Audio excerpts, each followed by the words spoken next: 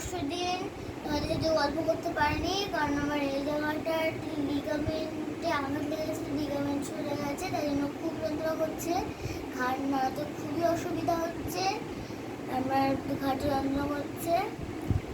আমি রাতে ঘুমাতে পারছিলাম না, দুদিন ধরে পড়তে পারিনি, পড়তে বসতে পারিনি, নাচও করা হয়নি, গানও করা হয়নি। ঘাটা নাড়তে খুবই অসুবিধা হচ্ছে আমার। ডাক্তার তো স্প্রে দিয়েছে, লাগিয়েছি। আমি আজকে সকালবেলা ওই 10:10টার দিক করে আমি উঠেছিলাম 9টায়, তো ব্রাশ টাশ করে 10:10টার দিক করে বেরিয়ে গেছি।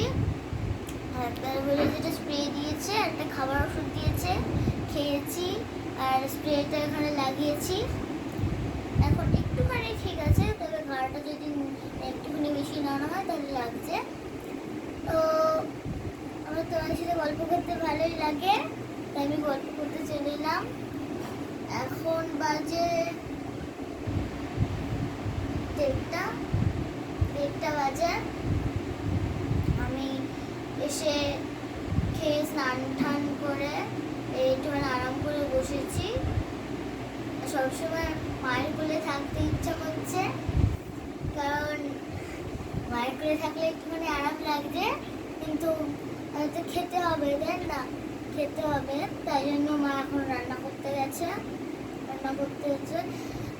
তাই আমি তোমাদের সাথে একটুখানি গল্প করতে চলে এলাম। আমি এখন একটুখানি শোবো, বালিশ ছাড়া শুতে বলেছে ডাক্তার। রাতে দুপুরে যখনই শোবো বা ঘুমাবো বালিশ ছাড়া শুতে বলেছে, এমনি প্লেন বিছানাতে। এখন আমি একটুখানি শোবো, তারপরে মায়ের খাবার হয়ে গেলে আবার খাবো, আবার পরবর্তী ভিডিওতে তোমাদের সাথে গল্প করব।